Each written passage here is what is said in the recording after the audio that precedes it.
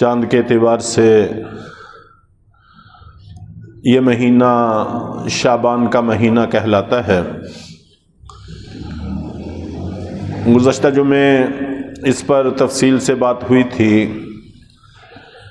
کہ اللہ کے نبی صلی اللہ علیہ وسلم اس مہینے میں بڑی کثرت سے روزے رکھا کرتے تھے، قریب قریب پورے مہینے کے روزے رکھا کرتے تھے، اور آخری ایک دن یا 2 دن کا روزہ عام طور پر چھوڑ دیا کرتے تھے تاکہ شعبان میں اور رمضان میں فرق ہو سکے۔ اور شعبان کی 15ویں شب اس کی بڑی اہمیت ہے۔ ہمارے ہاں اس کو شب برات کہتے ہیں، اور برات کا معنی بری ہونا ہے کہ اللہ رب العزت اس رات میں جہنم سے قیدیوں کو بری کرتے ہیں۔ چنانچہ احادیث میں بڑی فضیلتیں اس رات کی آئی ہیں۔ اس رات میں عبادت کرنا، کوئی بھی نفلی عبادت کرنا مستحسن اور اچھی بات ہے، اور اگلے دن کا روزہ رکھنا یہ بھی اچھی بات ہے، مستحسن ہے، اگرچہ نہ فرض ہے نہ واجب ہے اور سنت مؤکدہ بھی نہیں ہے، لیکن بہرحال مستحسن ہے۔ احادیث میں اس کا تذکرہ، فضائل کی احادیث میں اس کا تذکرہ ملتا ہے۔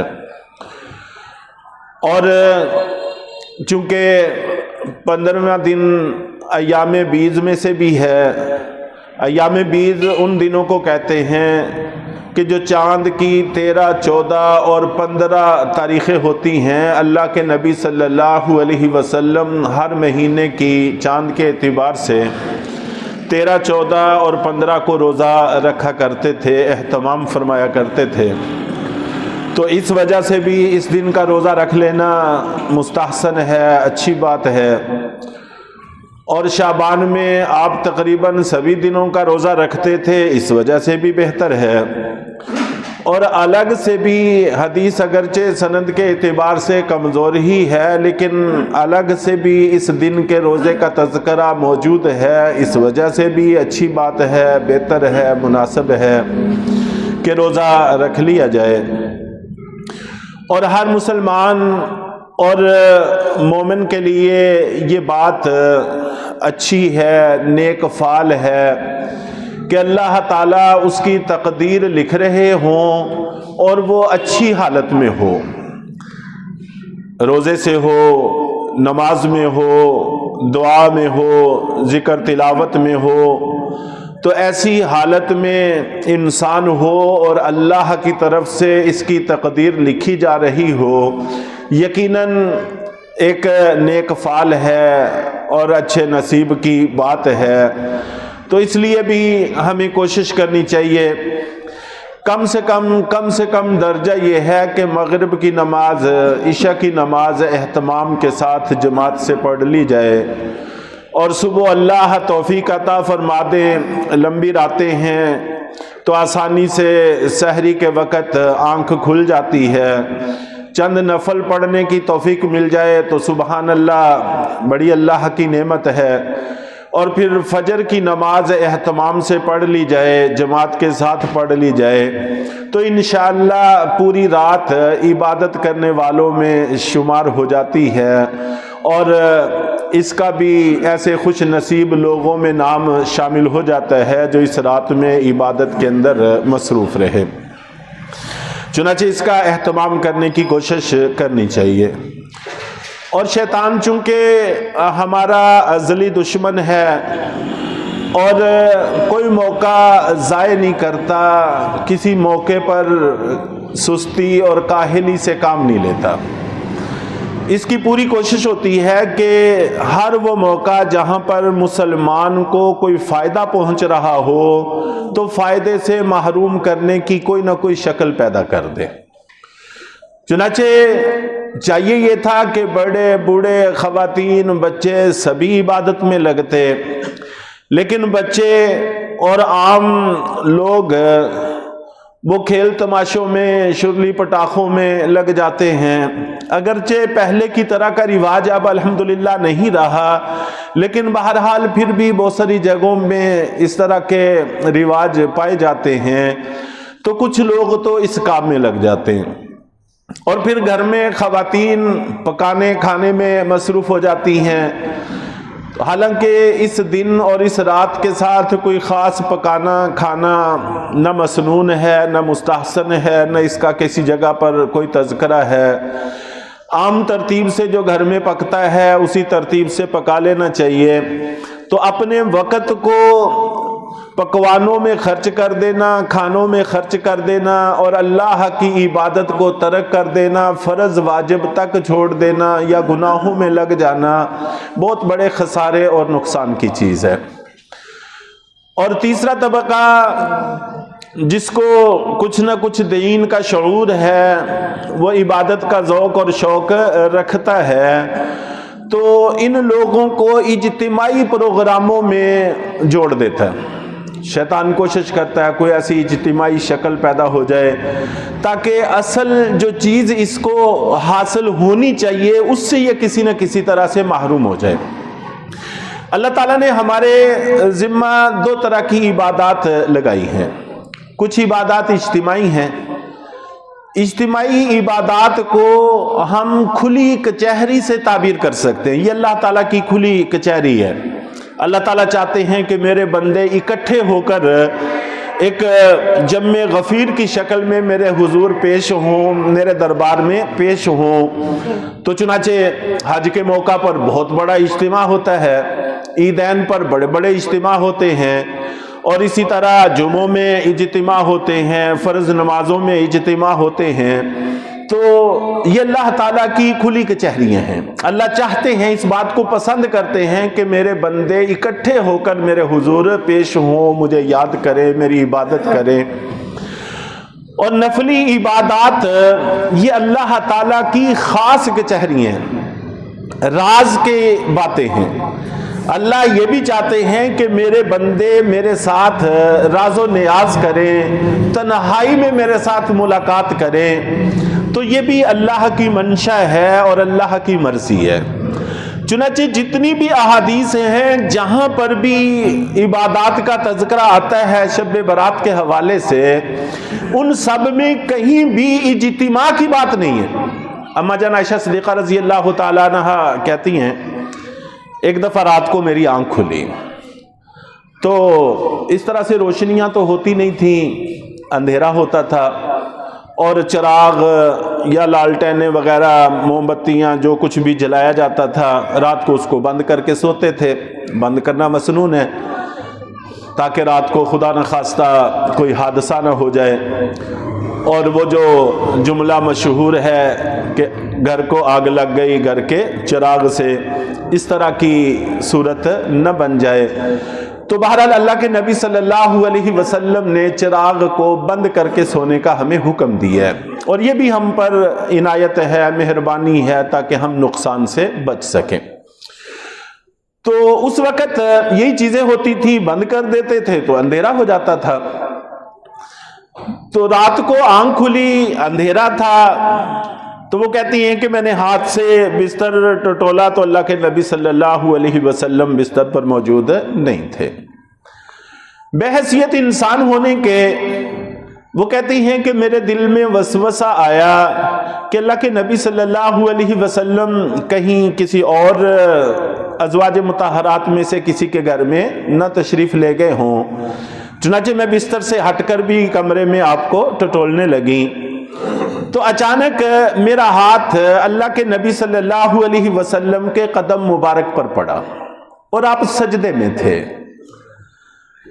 تو اللہ کے نبی صلی اللہ علیہ وسلم نماز سے فارغ ہوئے تو اماں جان احساس ندامت میں عرض کرتی ہیں کہ اللہ کے رسول آپ کس حالت میں ہیں اور میں کس حالت میں ہوں؟ آپ تو اللہ کے سامنے سجدہ ریز ہیں، اللہ کے ساتھ ہم کلام ہیں، اس مالک کی عبادت میں لگے ہوئے ہیں، اور میں کن وساوس میں الجھی ہوئی ہوں کہ کہیں اللہ کے نبی صلی اللہ علیہ وسلم مجھے چھوڑ کر کسی اور گھر میں تو تشریف نہیں لے گئے۔ تو میری حالت دیکھیں اور سبحان اللہ آپ کی حالت دیکھیں کتنا فرق ہے۔ تو اللہ کے نبی صلی اللہ علیہ وسلم نے فرمایا کہ عائشہ تم کیا سمجھتی ہو کہ اللہ اور اللہ کے رسول تم پر ظلم کریں گے، تمہارے حق کو ضائع کریں گے؟ ظاہر ہے کہ جب یہ وقت تمہارا ہے تو تمہارے ہی گھر میں گزرے گا، کسی اور جگہ جانے کا سوال ہی پیدا نہیں ہوتا۔ تو یہ حدیث ہے جو احادیث کی کتابوں میں منقول ہے۔ تو یہ شب برات کی بات ہے، 15ویں شب کی بات ہے، اسی شب کا واقعہ ہے کہ اللہ کے نبی صلی اللہ علیہ وسلم اٹھے ہیں، اللہ کے حضور سجدہ ریز ہیں، نوافل پڑھ رہے ہیں، کوئی اجتماع نہیں ہے، کسی کو نہیں بلایا، بلکہ تنہا اپنے کمرے میں عبادت کے اندر مصروف ہیں۔ تو یہ جو عبادت کی راتیں ہیں، نفلی عبادت کے اوقات کار ہیں، اللہ تعالیٰ چاہتے ہیں کہ میرے بندے تنہائی میں کھل کر مجھ سے بات کریں، راز و نیاز کی باتیں کریں۔ تو اللہ سے بات کرتے ہوئے کسی کو کوئی عار نہیں ہے، کوئی شرم نہیں ہے، کوئی جھجک نہیں ہے، ہر بندہ اپنے دل کی بات کہے۔ اجتماعات میں بہت ساری چیزیں ہیں، ہم دعا کروا لیتے ہیں کہ میرا یہ مسئلہ ہے حضرت آپ دعا کر دیں، دعا ہو جاتی ہے۔ اور بسا اوقات ہم مسئلہ نہیں بتا سکتے، صرف اتنا کہہ سکتے ہیں کہ کوئی مسائل ہیں دعا کر دیں، اللہ تعالیٰ ان کو حل کر دے۔ تو کوئی بھی انسان اپنے سارے حالات، سارے بھید کسی کو نہیں بتا سکتا سوائے اس ذات کے کہ اس کو سب کچھ کھول کے دکھایا جا سکتا ہے، بتایا جا سکتا ہے، اور وہ مالک ہے، وہ خالق ہے، وہ ستار ہے، وہ ہمارے عیبوں پہ پردہ ڈالتا ہے، اور جس پر وہ دنیا میں پردہ ڈال دیتا ہے آخرت میں بھی اس پر پردہ ڈالتا ہے۔ قیامت والے دن واقعہ پیش آئے گا، ایک بندے کو اللہ تعالیٰ طلب فرمائیں گے اور اس پر ستاری کی چادر ڈال دیں گے۔ ستاری کی چادر یعنی اس کے عیبوں کو چھپائیں گے، کسی اور کو نہ پتہ چلے۔ اس سے پوچھیں گے یہ گناہ کیا، یہ کیا، یہ کیا، وہ کہے گا اللہ کیا، ظاہر ہے آپ سے کون سی بات چھپ سکتی ہے۔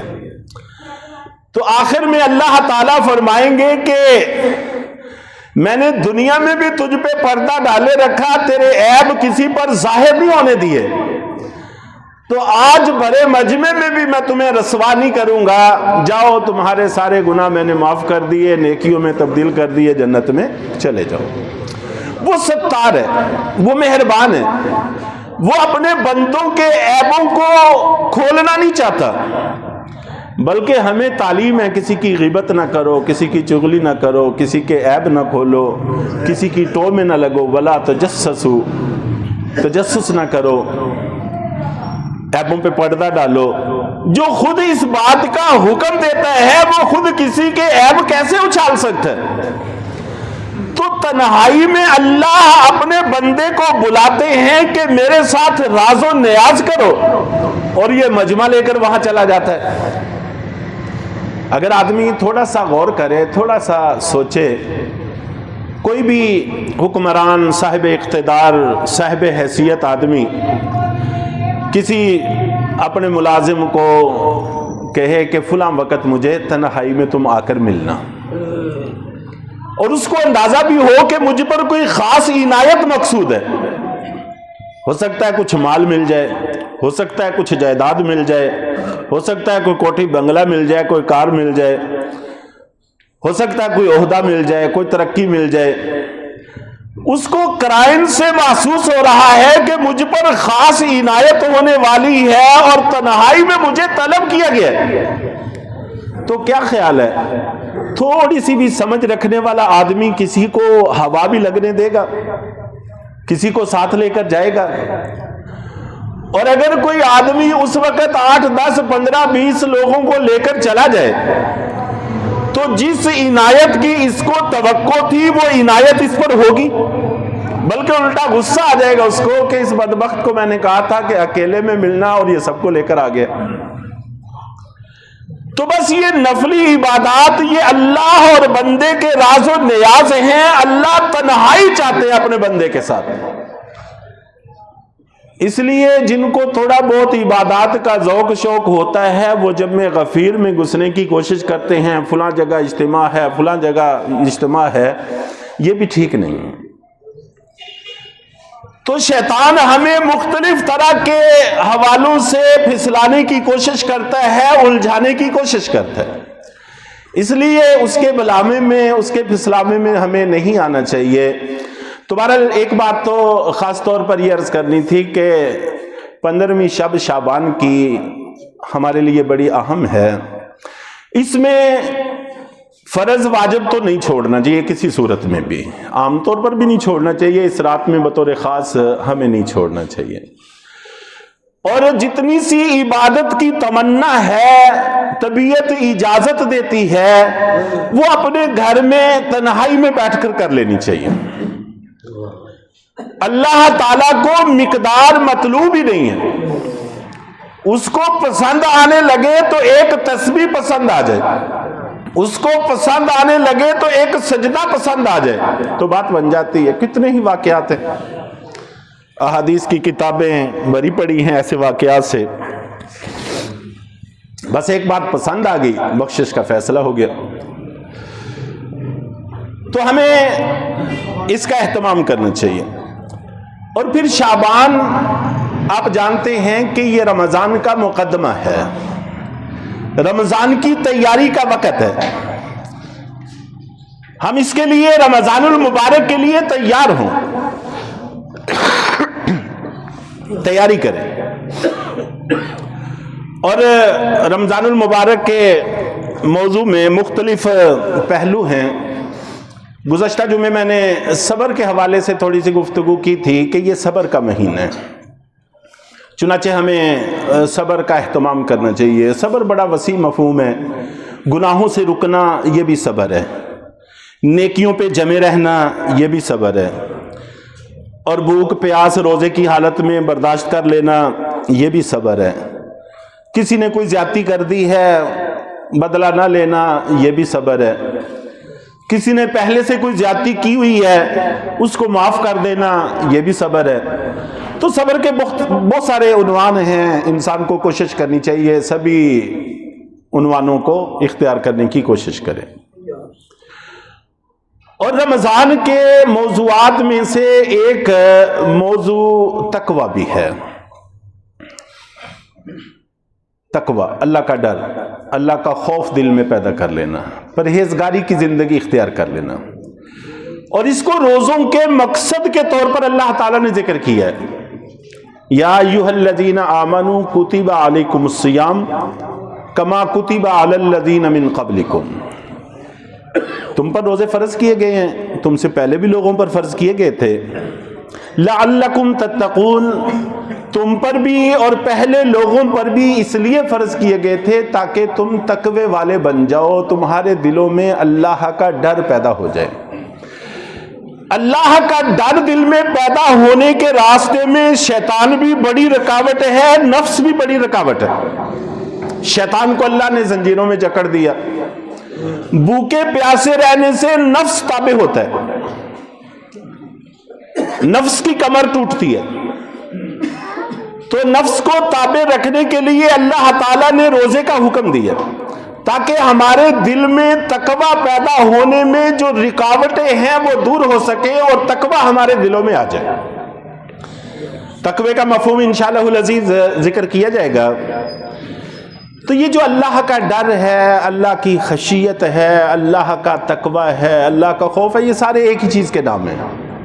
صرف ایک حدیث عرض کر کے میں بات کو ختم کرتا ہوں کہ یہ کتنی قیمتی چیز ہے۔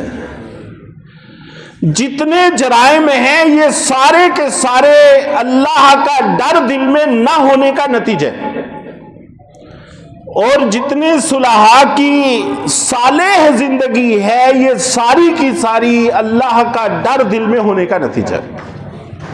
ڈر نکل جاتا ہے تو انسان سے انسانیت چلی جاتی ہے، ڈر آ جاتا ہے تو اس کے اندر انسانیت آ جاتی ہے۔ حضرت عباس رضی اللہ تعالیٰ عنہ نقل کرتے ہیں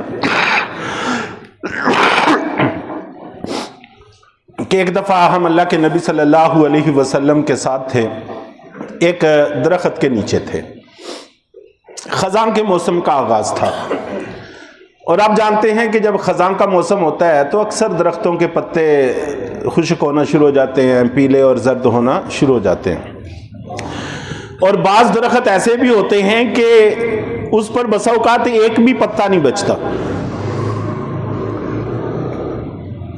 تو درخت کے نیچے بیٹھے ہوئے تھے، ہوا کا ایک جھونکا آیا تو حضرت عباس رضی اللہ تعالیٰ عنہ کہتے ہیں کہ ہم نے دیکھا کہ اس جھونکے سے اس درخت پر جتنے زرد یا خشک پتے تھے سارے جھڑ گئے، ایک بھی باقی نہیں رہا، صرف وہ پتے باقی رہ گئے جو سرسبز تھے اور ابھی ان پر پلاہٹ نہیں آئی تھی، وہ پتے باقی رہ گئے۔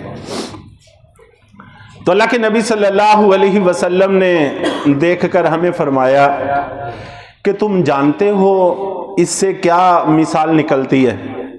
ہوا کا جھونکا ہے اور اس سے سارے خشک اور زرد پتے جھڑ گئے ہیں، صرف سبز پتے باقی رہ گئے ہیں، اس سے کیا مثال نکلتی ہے تمہیں پتہ ہے؟ تو حضرت عباس رضی اللہ تعالیٰ عنہ کہتے ہیں کہ ہم نے عرض کیا کہ اللہ اور اللہ کے رسول ہی بہتر جانتے ہیں، اللہ کے رسول آپ ارشاد فرما دیں۔ تو آپ نے فرمایا کہ اس سے یہ مثال نکلتی ہے کہ اللہ کا ڈر، اللہ کی خشیت، یہ گویا کہ ہوا کا جھونکا ہے۔ جب انسان کے دل میں کسی وقت پیدا ہوتا ہے اور انسان کے جسم پر ایک جھرجھری سی آتی ہے، کپ کپاہٹ سی آتی ہے، تو اللہ کا ڈر دل میں پیدا ہوا اور جسم پر کپ کپاہٹ آئی، جھرجھری آئی، تو یہ اللہ کی خشیت اتنی سی جو ایک لمحہ بنتا ہے دل میں پیدا ہوئی اور اس کے بعد وہ گزر گئی۔ تو اس کپ کپاہٹ سے جتنے اس کے گناہ ہوتے ہیں سارے کے سارے جھڑ جاتے ہیں، صرف نیکیاں باقی رہ جاتی ہیں۔ اگر ایک لمحے کا اس مالک کا ڈر، اس کی خشیت، اس کا خوف اتنا مقام رکھتا ہے، اتنی تاثیر اور اتنا اثر رکھتا ہے، تو ہر وقت اس کے سامنے ڈر کر رہنے کا اثر کتنا ہوگا۔ تو بہرحال روزے کا مقصد جو قرآن پاک نے ذکر کیا ہے وہ یہی ہے، لعلکم تتقون، کہ تم متقی بن جاؤ، پرہیزگار بن جاؤ، تمہارے دلوں میں اللہ کا ڈر پیدا ہو جائے۔ تو اس کو بھی پیدا کرنے کی کوششیں کرنی چاہیے۔ اللہ تعالی ہم سب کو عمل کی توفیق عطا فرمائے۔